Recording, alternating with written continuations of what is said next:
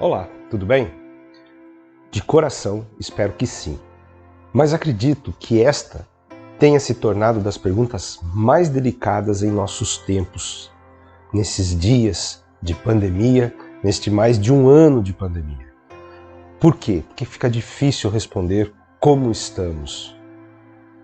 É sempre uma constante incerteza, uma insegurança que nunca sentimos em toda a nossa vida.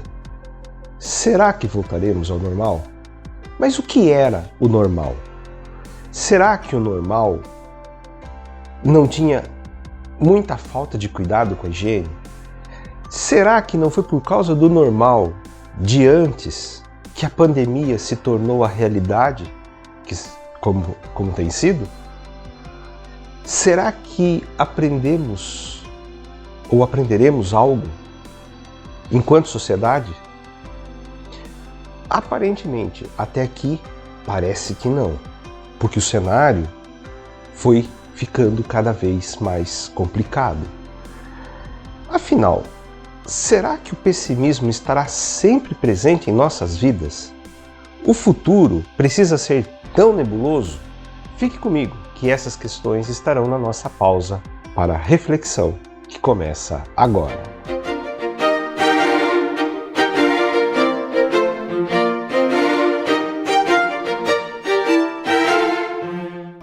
Leonard Mlodinow é um físico estadunidense, filho de sobreviventes do Holocausto. Ele escreveu roteiros para diversas séries que envolvendo conhecimento de física e conhecimento científico, como MacGyver, na década de 80, Star Trek, e deu assessoria a muitas séries e filmes. Por quê? Porque ele é um divulgador do conhecimento científico.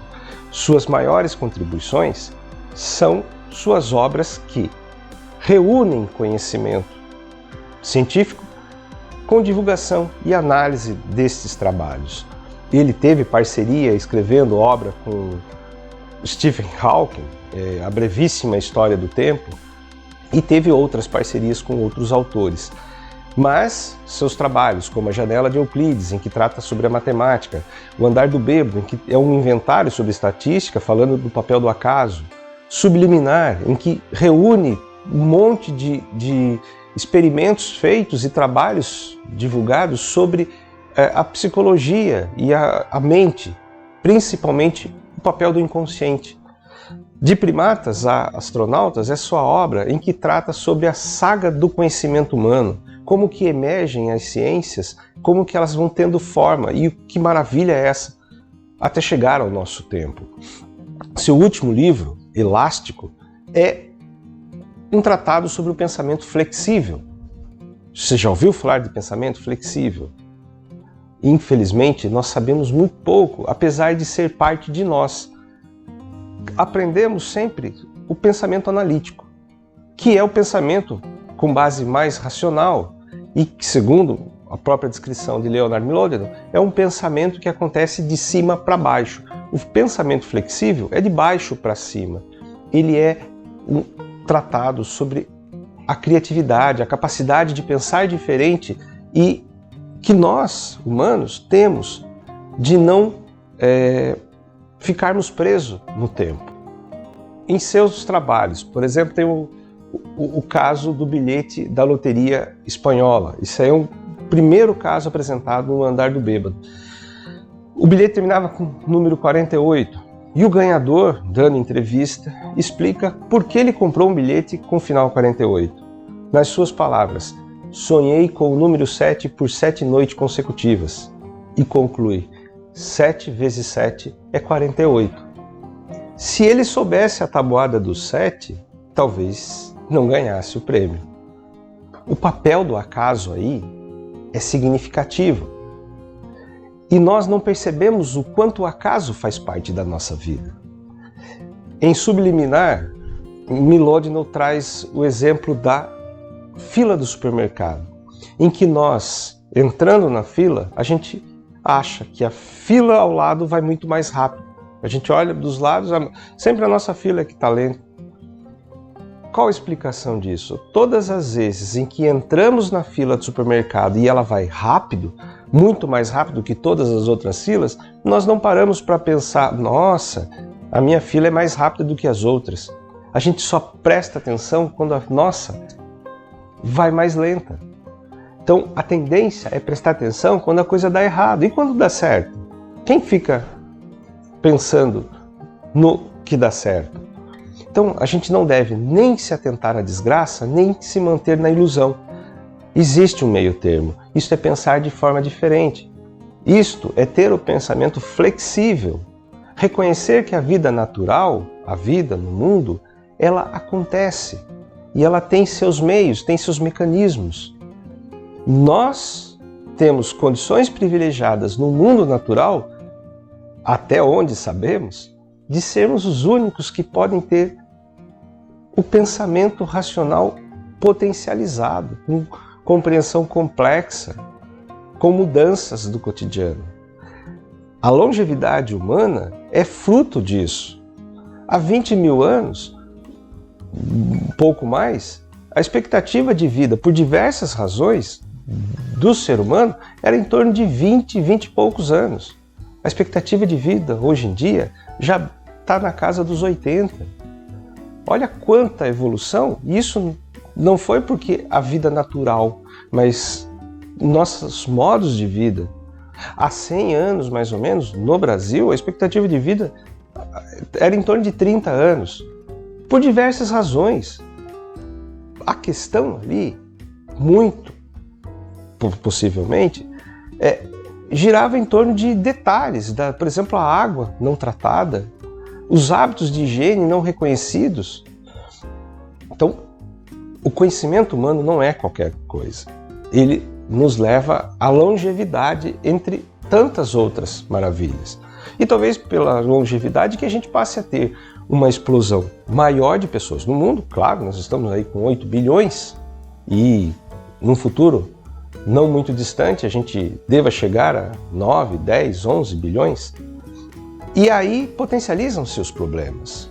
Aquecimento global, questão de alimentação, né? Qualidade de vida, desigualdade social. Então, é preciso pensar, sim, mas é preciso entender que esse problema só existe porque nós tivemos a capacidade de revolucionar o conhecimento.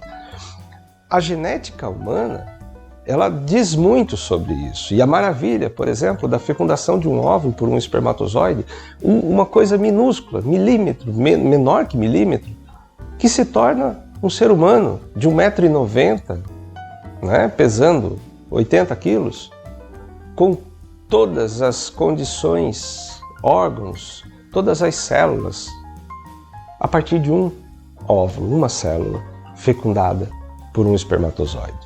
A genética humana, a gente pode, tá aí a pandemia, o vírus, mas uma porcentagem, né? Ainda não é tão certa, mas acredita-se que uma porcentagem podendo ser até de 5 a 9%, é incorporação de genes de vírus ao longo de toda a nossa evolução animal. Então, a gente precisa ter outro olhar. O que significa plantar uma árvore? Eu, no meu quintal, tive a felicidade de poder plantar árvores e ver a transformação, e ver como a vida acontece, mas é preciso ter paciência até que ela gere sombra, até que ela possa ter muitos galhos e gerar frescor, e depois gerar frutos. Não é um processo qualquer. Se eu tivesse tentado nesses plantios e logrado infelicidade nessa vida, né, de gerar vida de uma planta, talvez eu pudesse ser pessimista. Hoje eu não consigo. Isso não significa que eu me iluda, né, que eu me iluda com um futuro maravilhoso, que o ser humano é encantador. Não, não é. Mas eu não tenho elementos para ser pessimista à medida que eu vejo acontecer a vida, que eu assisto muitas coisas do reino animal e é fantástico pensar. É triste muitas extinções, a gente assistir a muitas extinções acontecendo, sim. Porém, existe a vida como recuperação. Existem inúmeros casos. A vida acontece em tudo que é vivo. E se existe o conhecimento, é natural que exista a negação do conhecimento. Por isso a gente assiste aí um enaltecimento da ignorância, como se ela fosse uma dádiva. Não, a ignorância não é uma dádiva. Tá? A ignorância, ela pode ser quando você quer se livrar dos problemas, daí eu não sabendo que ele exista, eu não tenho compromisso com ele. Só nesse sentido que é a ignorância, mas de um modo geral a ignorância custa caro. É a ignorância que está nos levando a perder tantas vidas na pandemia. Tá? É a ignorância dos tratos, dos jeitos. É preciso pensar de forma diferente. Será que uma planta é pessimista? Será que uma bactéria pode ser pessimista? Um chimpanzé pode ser pessimista? Nós, até o conhecimento que nós temos, não sabemos, mas podemos supor que não, eles não têm o mesmo nível de racionalidade que nós temos, o mesmo nível de pensamento. Eles não têm a mente que o ser humano tem. Apenas podemos ser pessimistas porque pensamos. E isto já é razão para não sermos pessimistas. Porque assim nós temos a capacidade de olhar o mundo de outra forma, de pensar de outra forma. Isto não é qualquer coisa. Pense nisto.